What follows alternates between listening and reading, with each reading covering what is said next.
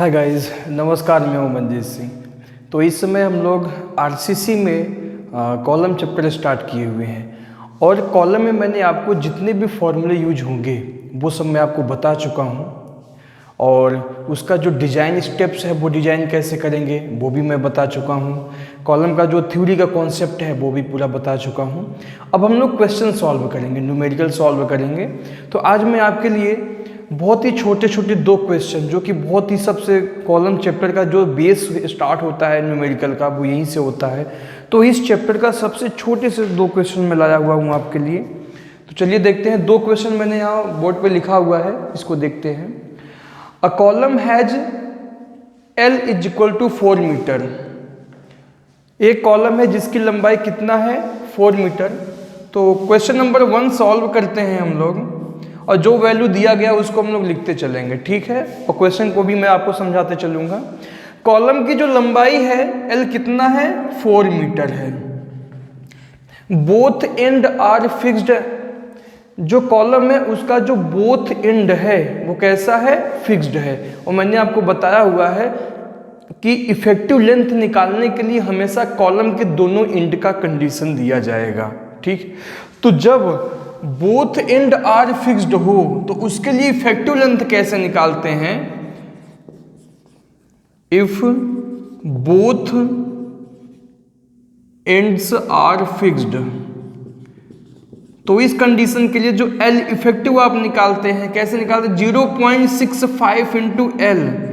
0.65 into L, L का value हो गया 4 मीटर और इसे मल्टीप्लाई करेंगे कितना आएगा, 0.65 इंटू 4, ये हो जाएगा 2.6 मीटर। ये आपका L इफेक्टिव हो गया। इसके लिए चार कंडीशन देगा। Both end are fixed, both end are pin या हिंज्ड कहते हैं, या दो कंडीशन हो गया। तीसरा कंडीशन है कि वन एंड फिक्स्ड होगा एंड अदर एंड फ्री होगा। 3 कंडीशन हो गया। चौथा कंडीशन होगा one and pinned and other and fixed. ये 4 कंडीशन आपको आते हैं। तो यहां से L इफेक्टिव निकल गया आपका। Column has size 400 into 400 mm। ये साइज ऑफ कॉलम दिया गया है आपको, size of column 400 mm into 400 mm, यानी स्क्वायर शेप का कॉलम है ये। 20 mm डाया 4 नंबर्स बार। यहाँ पर जो मेन बार प्रोवाइड किया गया है 20 mm डाया के 4 बार्स प्रोवाइड किया गया है। यानी area of compression bar, ASC कह सकते हैं। ASC कितना है आपका, 20 mm डाया 4 नंबर्स। तो ASC कैसे निकालेंगे आप, ASC निकालने का फॉर्मूला है 4 इंटू पाई बाई 4 इंटू 20 का स्क्वायर। तो यहाँ से ASC आपको मिल जाएगा, 4 से 4 कैंसिल हो जाएगा, पाई इंटू 20 का स्क्वायर, तो हो जाएगा 1256.63 मिलीमीटर का स्क्वायर, ठीक। If M15 and Fe 415 grade have been used. अगर यहाँ पे कंक्रीट का जो ग्रेड है 15 M15 का यूज किया गया है और Fe 415 ग्रेड का स्टील यूज किया गया है, तो find the bearing strength, find load bearing strength. तो वो कॉलम कितने लोड को बियर कर सकता है, यानी कि हमें निकालना है स्ट्रेंथ ऑफ कॉलम।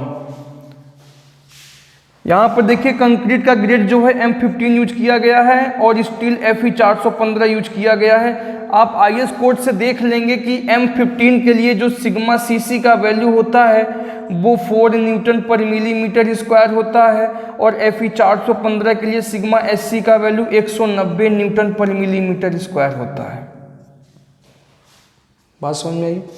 अब हम निकाल लेंगे। चलिए अब हम निकालते हैं स्ट्रेंथ ऑफ कॉलम। तो स्ट्रेंथ ऑफ कॉलम निकालने से पहले हमें ये मालूम होना चाहिए कि ये शॉर्ट कॉलम है या लॉन्ग कॉलम है। जबकि आपको शॉर्ट कॉलम लॉन्ग कॉलम नहीं मालूम होगा तब तक आप इससे सॉल्व नहीं। अगर किसी क्वेश्चन में देखिए शॉर्ट कॉलम और लॉन्ग कॉलम निकालने का बस एक ही फॉर्मूला है, क्या है फॉर्मूला, वो इफेक्टिव लेंथ अपॉन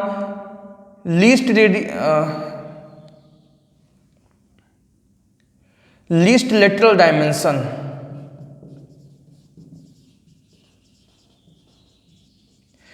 ये दोनों वैल्यू हमें निकालना होता है। इफेक्टिव लेंथ अपान में least lateral dimension. Effective length आपका कितना है? इफेक्टिव लेंथ है 2.6 मीटर। मीटर में ले लो या दोनों मिलीमीटर में या दोनों मीटर में। चलिए इसको मिलीमीटर में ले, 2.6 इंटू 10³ मिलीमीटर। तो 2.6 into 10³ millimetre. Least lateral dimension क्या होता है? जो कॉलम का साइज है, जैसे 400 इंटू 400 है, इन दोनों साइज में सबसे कम जो होता है उसे कहते हैं लीस्ट लेटरल डायमेंशन। तो 400 कम है आपका। यहाँ पे तो दोनों इक्वल है तो 400 ही होगा। तो ये होगा, हो जाएगा आपका 2.6 इंटू 10³ डिवाइड बाई 400, 6.5 आ गया। और हमें मालूम है यदि L इफेक्टिव लेंथ और लीस्ट लेटरल डायमेंशन LLD मैंने शॉर्टकट में लिख दिया, अगर ये वैल्यू 12 से कम है तो कौन सा कॉलम होगा? शॉर्ट कॉलम होगा। अगर किसी क्वेश्चन में, अब देखिए आपको शॉर्ट कॉलम और लॉन्ग कॉलम चेक करने का बस एक ही तरीका है। क्या क्या मालूम होना चाहिए? इफेक्टिव लेंथ मालूम होना चाहिए और लीस्ट लेटरल डायमेंशन मालूम होना चाहिए। अगर इन दोनों वैल्यू में कोई वैल्यू आपको क्वेश्चन में नहीं दिया गया है तो अब आप कैसे सॉल्व करेंगे? फिर आप वहां पे शॉर्ट कॉलम मान लेंगे हमेशा। अगर मान लीजिए क्वेश्चन में इफेक्टिव लेंथ नहीं देता है तो कौन सा कॉलम मानेंगे आप? हमेशा शॉर्ट कॉलम मानेंगे। तो यहाँ से ये हमें मालूम था शॉर्ट कॉलम है। अब हम जो स्ट्रेंथ निकालेंगे ना, स्ट्रेंथ ऑफ कॉलम, वो शॉर्ट कॉलम का फॉर्मूला हम लगा देंगे। यहाँ पर क्या होता है? कंक्रीट का एरिया इंटू कंक्रीट का स्ट्रेस प्लस कंक्रीट का स्टील का एरिया इंटू कंक्रीट का स्टील का स्ट्रेस। देखिए, कंक्रीट का एरिया इंटू कंक्रीट का स्ट्रेस प्लस स्टील का एरिया इंटू स्टील का स्ट्रेस, क्योंकि स्ट्रेंथ इज इक्वल टू होता है एरिया इंटू स्ट्रेस। और कॉलम में क्या क्या होता है? कंक्रीट और स्टील बार होता है। तो कंक्रीट का कंप्रेसिव स्ट्रेंथ प्लस स्टील का कंप्रेसिव स्ट्रेंथ दोनों को निकाल के हम प्लस कर देंगे तो कॉलम का स्ट्रेंथ हमें मालूम चल जाएगा। ये फॉर्मूला मैं पहले भी आपको बता चुका हूँ। AC क्या है आपका? कंक्रीट का एरिया। AC कैसे निकालते हैं? टोटल एरिया में से, कॉलम के टोटल एरिया में से हम क्या माइनस कर देंगे? स्टील का एरिया माइनस कर देंगे। यानी मैं कह सकता हूं टोटल एरिया माइनस ASC। ये होता है AC निकालने का फॉर्मूला आपको, ठीक है। या तो आप ये AC का वैल्यू अलग से निकाल के यहाँ सॉल्व कीजिए, या तो डायरेक्ट यहीं पे सॉल्व कर लेंगे आप। सिग्मा CC का वैल्यू हमें मालूम है कितना है, दिया गया है। सिग्मा CC का वैल्यू 4 प्लस ASC का वैल्यू हमें दिया गया है कितना है। अब ये काम कीजिए, आप अगले में वैल्यू रख लेना सबको एक साथ।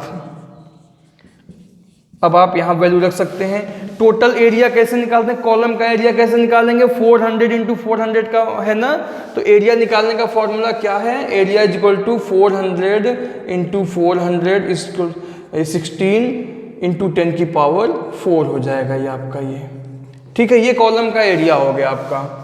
तो हो जाएगा ये 16 into 10⁴ minus ASC 1256.63 into sigma CC 4 plus ASC का वैल्यू है 1256.63 इंटू सिग्मा SC 190। ये सॉल्व कर लेंगे आप इसे।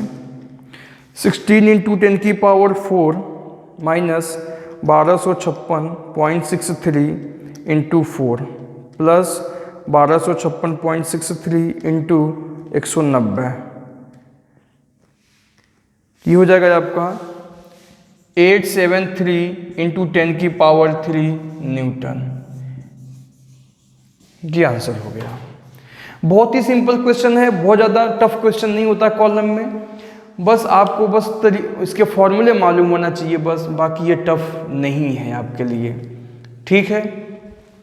तो मेन तो हमारा फॉर्मूला बस यही है, sigma AC into sigma CC plus ASC into sigma SC, यही वैल्यू निकालने के लिए। अब AC आप जानते हो कंक्रीट का एरिया है। कंक्रीट का एरिया कैसे निकालेंगे? कॉलम के टोटल एरिया में से स्टील बार का एरिया माइनस कर देंगे तो आ जाएगा into sigma CC plus ASC into sigma SC।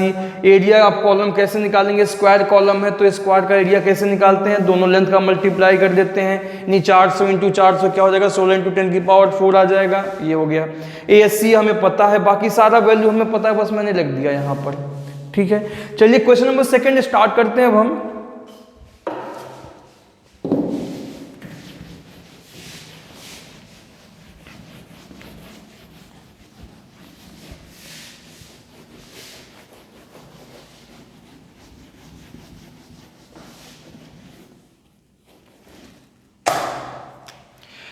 Question second क्या कह रहा है, a circular column has 6 bars of 20 mm dia. एक सर्कुलर कॉलम है जिसका डाया, जिसमें जो है 6 बार यूज किया गया है 25 mm डाया का। तो मैं कह सकता हूं कि ASC कैसे निकालेंगे। ASC के लिए आपको दिया गया है 6 बार्स ऑफ 25 mm डाया, तो यहाँ पर ASC आपका हो जाएगा 6 इंटू पाई बाई 4 इंटू 25 का स्क्वायर। इसे सॉल्व करते हैं, 6 इंटू पाई इंटू 25 का स्क्वायर बाई 4,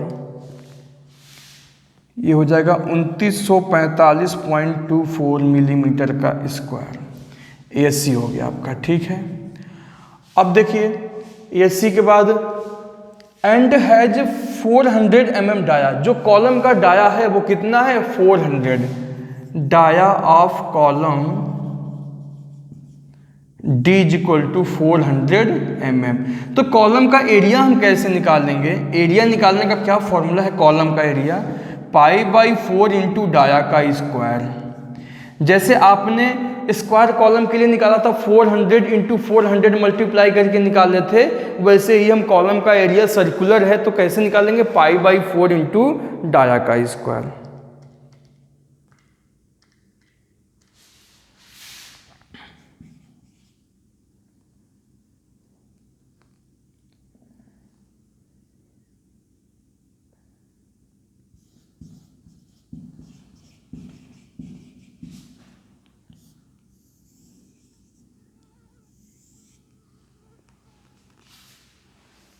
ठीक है, डाया ऑफ कॉलम हो गया। By using M25 grade of concrete and Fe 415 grade of steel. यहाँ पर आपको दिया गया है M25 ग्रेड का कंक्रीट यूज किया गया है और Fe 415 ग्रेड का स्टील यूज किया गया है। तो M25 के लिए जो आपका सिग्मा CC का वैल्यू होता है वो कितना होता है, सिग्मा CC होता है 6, और Fe 415 के लिए जो सिग्मा SC होता है वो कितना होता है आपका 190। ठीक है, ये होता है। अब देखिए आपको निकालना क्या, फाइंड द स्ट्रेंथ। तो स्ट्रेंथ, अब देखिए यहाँ पर ये नहीं कहा कि ये शॉर्ट कॉलम है कि लॉन्ग कॉलम है। मैंने आपसे बताया कि अगर ये वैल्यू इफेक्टिव लेंथ या एक्चुअल लेंथ कॉलम का न दिया जाए तो हम समझ जाएंगे कि वो कौन सा कॉलम है, शॉर्ट कॉलम है। शॉर्ट कॉलम मान करके ही इसे हम सॉल्व करेंगे, लॉन्ग कॉलम नहीं मानेंगे यहाँ पर। ठीक है, तो यहाँ पर स्ट्रेंथ का फॉर्मूला क्या हो जाएगा आपका, strength of column is equal to AC into sigma CC plus ASC into sigma SC। AC कैसे निकालेंगे, टोटल एरिया में से माइनस कर देंगे ASC into sigma CC plus ASC into sigma SC। तो A का वैल्यू कितना आपने निकाला हुआ है, टोटल एरिया 1256.63.70 माइनस ASC भी आप सॉल्व कर लिए हैं, कितना आया है 2945.24 into sigma CC 4 plus ASC का वैल्यू है 2945.24 इंटू सिग्मा SC कितना है 190। तो ये हो जाएगा आपका माइनस 2945.24 इंटू 6 प्लस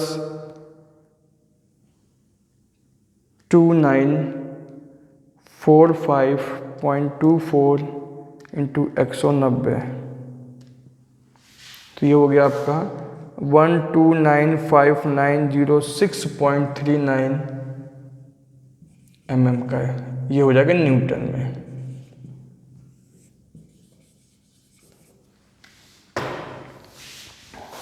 ठीक है, तो मैं समझता हूँ कि आपको बहुत अच्छे से समझ में आ गया होगा।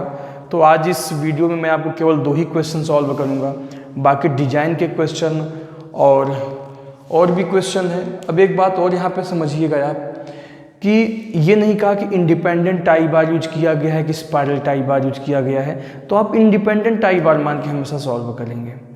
ठीक है। जब भी कोई कॉलम न दिया जाए कि शॉर्ट कॉलम है कि लॉन्ग कॉलम है, तो आप हमेशा शॉर्ट कॉलम मान के चलेंगे। जब कोई भी बार का नाम न लिया जाए कि इंडिपेंडेंट आई बार या स्पाइरल टाई बार है, तो आप उसे इंडिपेंडेंट टाई बार मान के सॉल्व करेंगे। जब भी आपको अगर वहाँ पर स्पाइरल टाई बार यूज किया गया होगा, तो आपको स्पाइरल टाई बार के डाया वगैरह हर एक वैल्यू दिया गया होगा आपको वहाँ पर, तो आप समझ जाएंगे कि स्पाइरल टाई बार का फॉर्मूला से लगा के हमें वहाँ पर स्ट्रेंथ निकालना है। तो मैं समझता हूँ कि आपको बहुत अच्छे समझ में आ गया होगा, और अगर आपको समझ में आ गया तो फिर इस वीडियो को लाइक जरूर करना और ज़्यादा से ज़्यादा बच्चों तक इसे शेयर करना, जिससे आपकी तरह सबको ये सब ऐसे क्वेश्चंस आने चाहिए। ठीक है, तो फिर मैं मिलूंगा नेक्स्ट वीडियो में अच्छे क्वेश्चन के साथ आपको।